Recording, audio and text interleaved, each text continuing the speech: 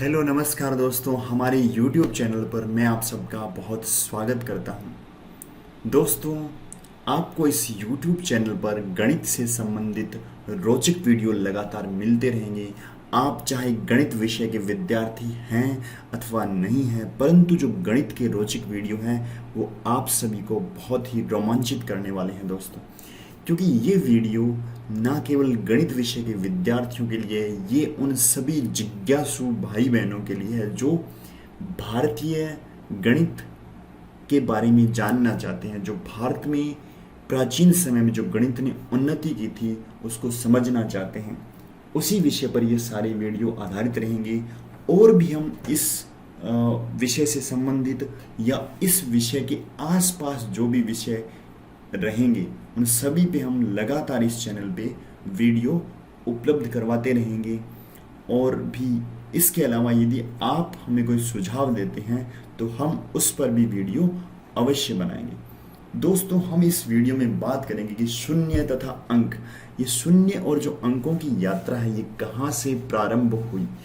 दोस्तों, जो भारतीय अंक थे उनको लिखने का तरीका यदि आपने अपने माता पिता, दादा दादी या नाना नानी को अंक लिखते हुए देखा होगा तो कुछ इस तरह के अंक वो लिखते थे।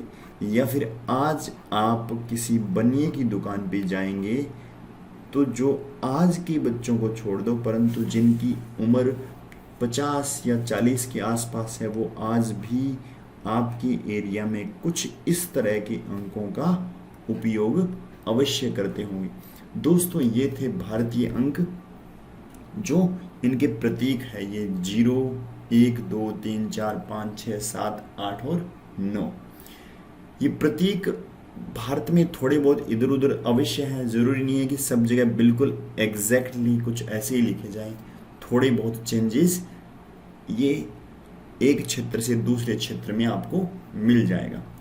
अब प्राचीन समय में हुआ क्या दोस्तों? प्राचीन समय में जो भारत का व्यापार था वो बहुत बढ़िया व्यापार होता था। भारत के थ्रू इतना व्यापार होता था कि कहा जाता है कि भारत विश्व के 60% व्यापार पे अपना अधिकार रखता था। यदि हम 60 भी ना माने, यदि हम इसको 40 भी माने तो दोस्तों 40% व्यापार होना अपने आप में एक बहुत बड़ी बात होती है। यदि 40% व्यापार होगा तो क्या होगा दोस्तों? गणित का जो उपयोग सबसे अधिक किया जाता है वो उस समय व्यापार में ही किया जाता था दोस्तों। व्यापार में क्यों किया जाता था? क्योंकि उस समय ना तो कोई आप जैसे आज कहीं नासा अपना काम कर रहा है, इसरो काम कर रहा है, और भी बहुत सारी एजेंसियां काम कर रही है जिनको गणनाओं की बहुत ज़रूरत है। कंप्यूटरों का आविष्कार हो रहा है बड़े बड़ी, तो पहले कुछ ऐसा तो था नहीं। तो सबसे ज़्यादा जो गणित या अंकों का जो प्रयोग था, जो संख्याओं का प्रयोग था, वो होता था व्यापार में, और व्यापारी लोग ही इनका उपयोग करते थे। और जो भारत का व्यापार था वो अरब देशों से बहुत था दोस्तों। जो अरब कंट्रीज हैं उनसे भारत का व्यापार बहुत हुआ करता था। और जो भारत की संख्या पद्धति थी वो दुनियाओं की अन्य संख्याओं पद्धति से बहुत ही अच्छी थी, बहुत ही रोचक थी, बहुत ही उपयोगी थी। तो जो अरब से व्यापारी भारत में आते थे, जो लोग अरब से भारत में व्यापार करने आते थे, उन्होंने धीरे धीरे भारतीय अंकों का या भारतीय संख्या पद्धति का उपयोग अपने व्यापार में करना शुरू कर दिया। दोस्तों, भारतीय संख्या पद्धति में 0 हुआ करता था दोस्तों। बहुत सारी संख्या पद्धति में 0 नहीं भी होता। बहुत सारी संख्या पद्धति आज भी आप देखते हो, रोमन संख्याओं में 0 आज भी उपलब्ध नहीं है दोस्तों। और 0 को अरब में एक शैतान का प्रतीक माना जाता था कि जो कुछ भी नहीं है वो क्या है, वो शैतान है दोस्तों। क्योंकि शून्य का मतलब क्या होता है? रिक्त होता है, कुछ भी नहीं होता है। जो कुछ नहीं है वो क्या होता है? शून्य होता है। तो इसलिए अरब देशों में शून्य का प्रयोग करना वर्जित माना जाता था। परंतु अरब के व्यापारियों ने धीरे धीरे अपने व्यापार की उन्नति के लिए इसका उपयोग करना उचित समझा। धीरे धीरे जो भारतीय अंक पद्धति है, जो भारतीय संख्या पद्धति है, या भारतीय जो अंक है, वो अरब देशों में फैले। अरब देशों में फैले, फिर इनका क्या हो गया, एक अंतर्राष्ट्रीय रूप सामने आया। जो वर्तमान स्वरूप है वो धीरे धीरे चेंज होता हुए, ये अंक है धीरे धीरे चेंज होते हुए इस रूप में पहुंच गए दोस्तों। 1 2 3 4 जो हम वर्तमान में हम सारे इनका उपयोग करते हैं, चाहे भारत है या कोई अन्य देश, सारे आज के दिन इन्हीं अंकों का उपयोग करते हैं दोस्तों। अरब देशों से क्या हुआ, अरब देशों से धीरे धीरे ये अंक पूरी दुनिया के सामने आए, क्योंकि अरब के जो व्यापारी है वो पूरी दुनिया में व्यापार करने जाते थे दोस्तों। तो धीरे धीरे जो लोगों ने इनको अरेबिक अंक कहना शुरू कर दिया, क्योंकि अरब देश से आए थे। फिर जैसे जैसे इनके बारे में पता चला कि इनका जो ओरिजिन है वो तो हिंदुस्तान है दोस्तों, तो इनको हिंदू अरेबिक या इंडो अरेबी नंबर सिस्टम कहना शुरू किया गया। आज जो इन अंकों को जानते हैं वो बोलते हैं इंडो अरेबी नंबर्स, हिंदू अरेबिक संख्याएं। दोस्तों ये तो बात होगी इतिहास की। अब हम इससे आगे बढ़ते हैं। आपने ये अवश्य सुना होगा कि शून्य की जो खोज है, शून्य का जो आविष्कार है, वो आर्यभट्ट ने किया था दोस्तों। तो क्या आर्यभट्ट से पहले भारत या दुनिया शून्य का उपयोग नहीं करती थी? और यदि शून्य का उपयोग नहीं करती थी, वो 10, 100, 1000, लाख इत्यादि संख्याओं का उपयोग नहीं करती थी क्या? और यदि करती थी तो कैसे करती थी दुनिया इन सभी संख्याओं का उपयोग? दोस्तों ऐसा नहीं था कि शून्य से पहले ये सारे अंक नहीं थे। शून्य से पहले भी ये संख्याएं थी, इन संख्याओं का उपयोग किया जाता था। अब एक सवाल आता है कि कौरवों की संख्या 100 या रावण के 10 सिर या समय की बहुत बड़ी बड़ी गणनाएं और कुछ बहुत बड़ी बड़ी अन्य गणनाएं बिना शून्य की कैसे की गई होगी? अब इसका सवाल का जो जवाब है वो ये है कि दोस्तों कि हम बिना शून्य के भी बड़ी बड़ी गणनाएं कर सकते हैं। कैसे कर सकते हैं उसको समझने के लिए दोस्तों हम ये आप देखोगे कि जितने भी प्राचीन भारतीय संस्कृत के जो ग्रंथ उपलब्ध हैं उनमें जो अंक लिखे गए हैं, जो संख्याएं लिखी गई है, जो संख्याएं लिखी गई है वो संख्याएं लिखी गई है शब्दों में दोस्तों, और हम बात कर रहे हैं यहाँ अंकों की।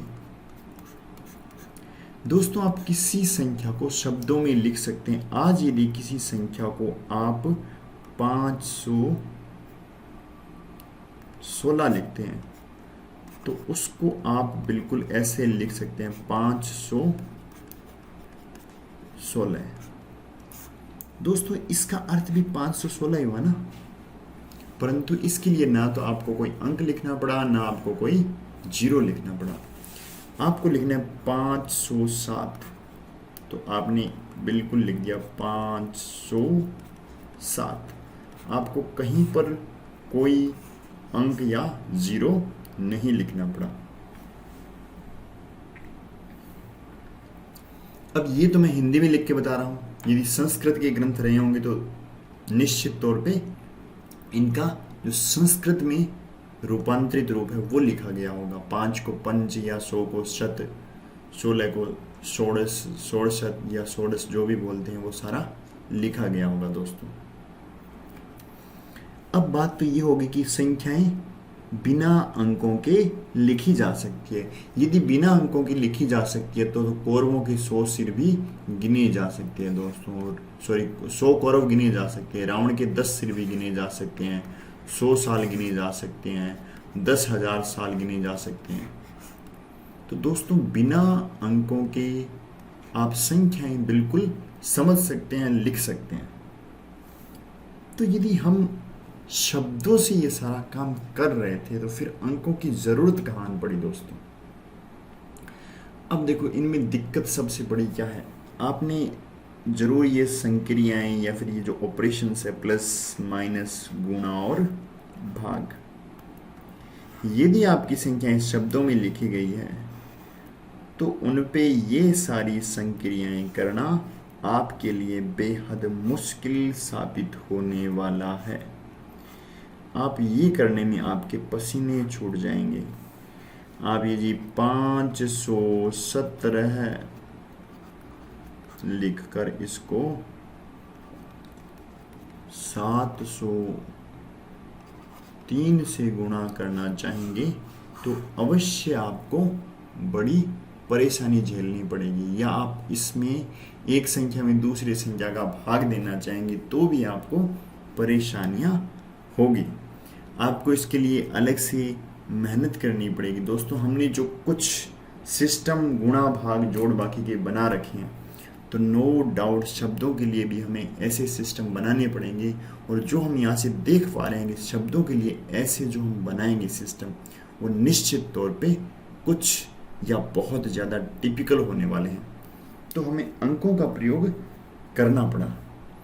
अंकों के प्रयोग के लिए दोस्तों अब हम बात करते हैं कि शून्य की खोज का अर्थ क्या है और गणित में अंक 10 ही क्यों हैं, इकाई दहाई सैकड़ा से क्या समझा जाए और इनके पीछे का गणित क्या है।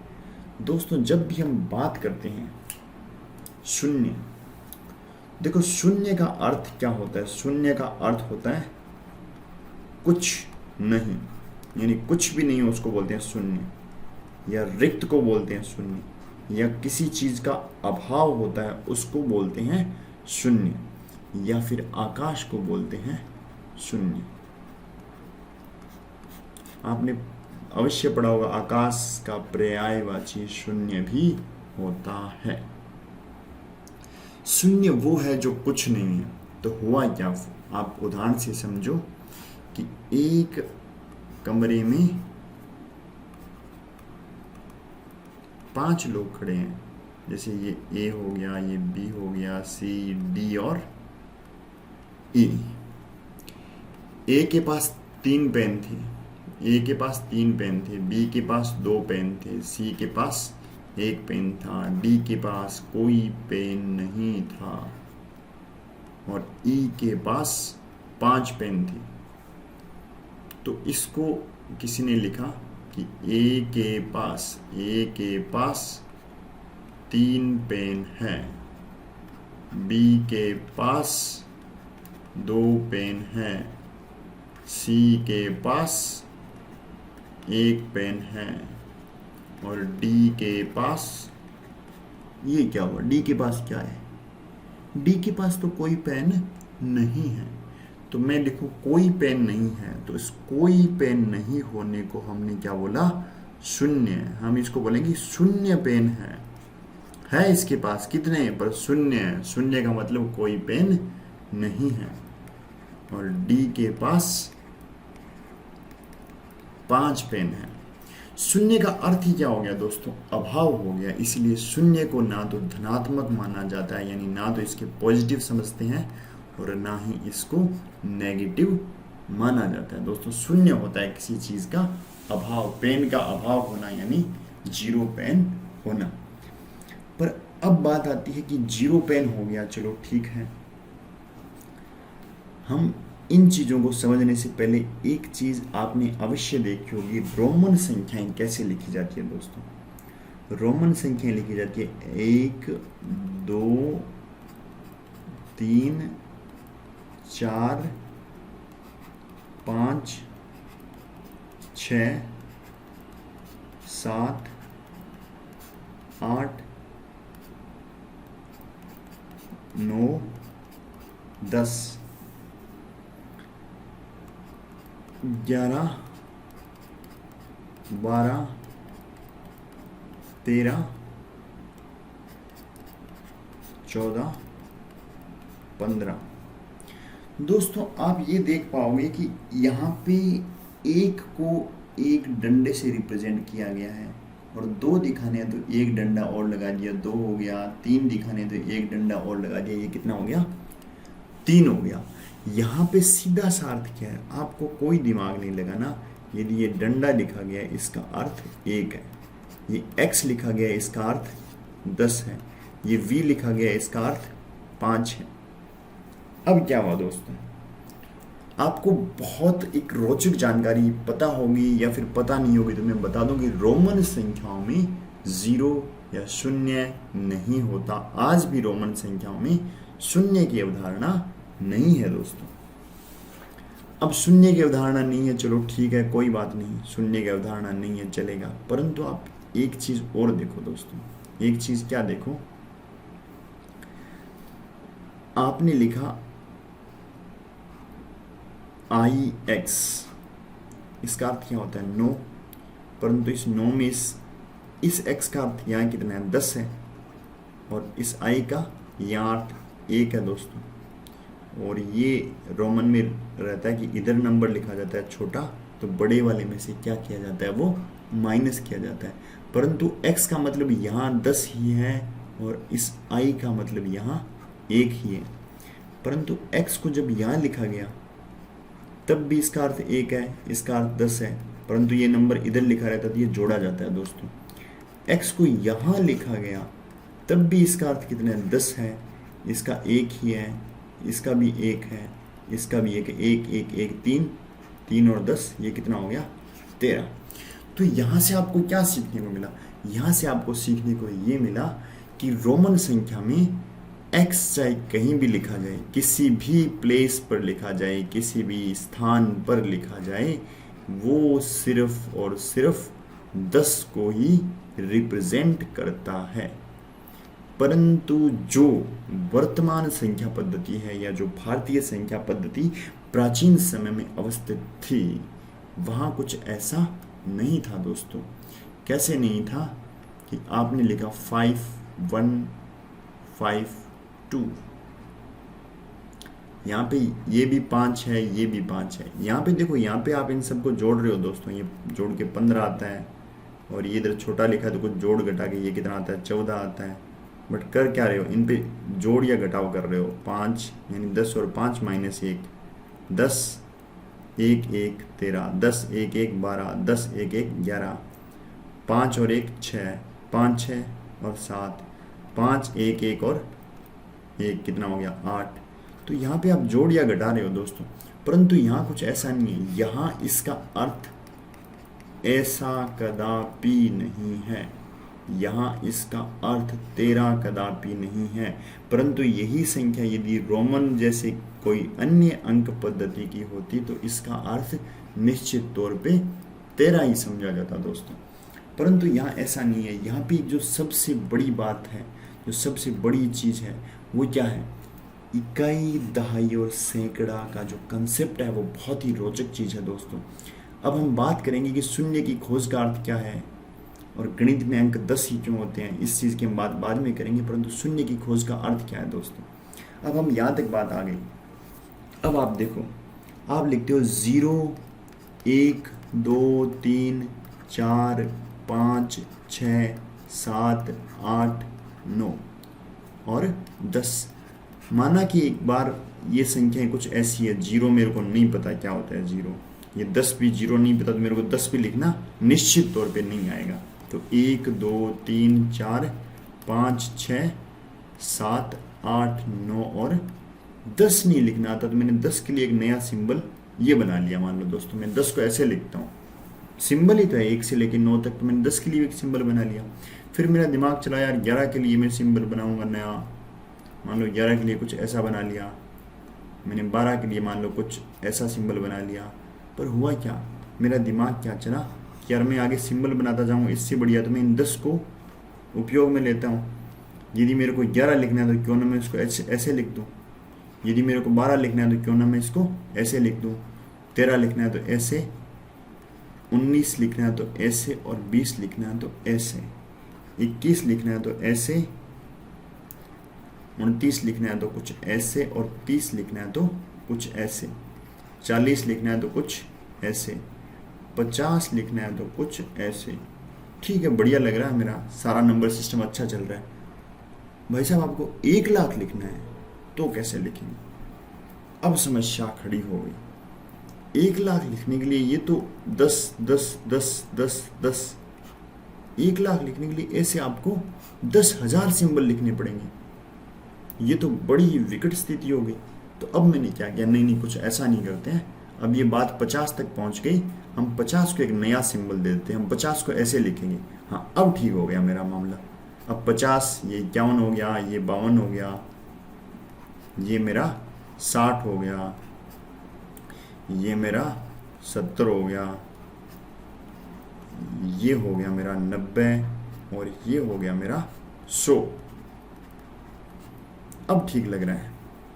भाई साहब अब भी वापस समस्या क्या है कि मैं इनको 100 लिख दूंगा, परंतु 10 लाख 1 करोड़ लिखने में ऐसे बहुत सारे सिंबल आपको उपयोग में लेने पड़ेंगे। रोमन संख्या के साथ आज भी यही दिक्कत है। रोमन संख्या में आपको यदि 10 की पावर 8 लिखनी है फॉर एग्जाम्पल, यानी आपको 10 करोड़ लिखने हैं, तो आप नहीं लिख पाओगे। रोमन संख्या के साथ आज भी ये दिक्कत है।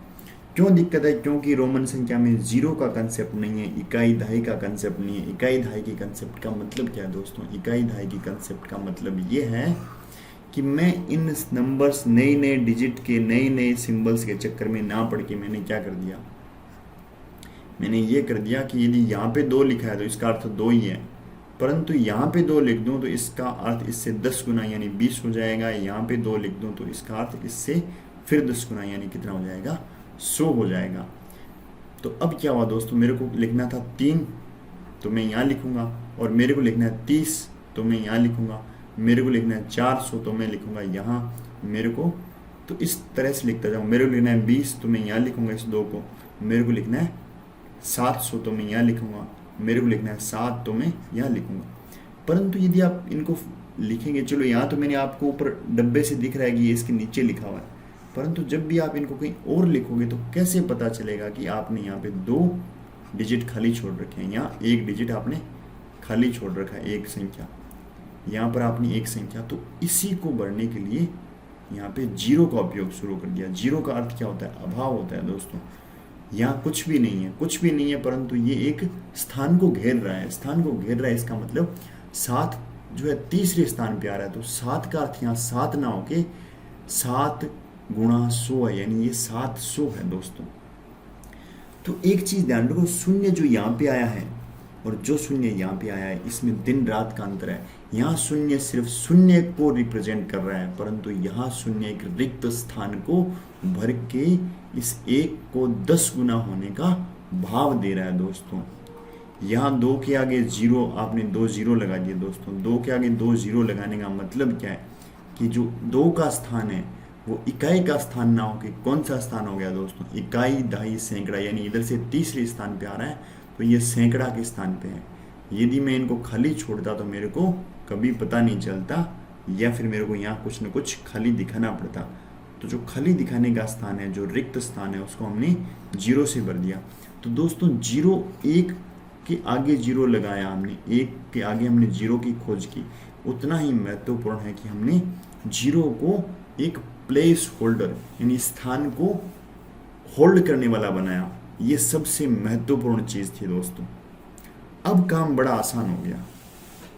अब आप जो भी नंबर बोलो बड़े आसानी से लिखी जा सकते हैं। आपने एक स्थानीय मान और जातीय मान, प्लेस वैल्यू और फेस वैल्यू पढ़ी होगी दोस्तों, वो बिल्कुल इसी शून्य का ही उपयोग है। प्लेस वैल्यू और फेस वैल्यू का अर्थ क्या हुआ? 5253। यहाँ देखो दोस्तों, यहाँ भी 5, यहाँ भी 5, परंतु ये वाला 5 50 के बराबर, ये वाला 5 5000 के बराबर, क्योंकि इस संख्या को बोलेंगे क्या? 5253। तो ये 5000 बोलते हैं। 5000 क्यों बोलते हैं? क्योंकि ये 5 का जो स्थान है वो चौथा स्थान है, और चौथा स्थान किसका होता है?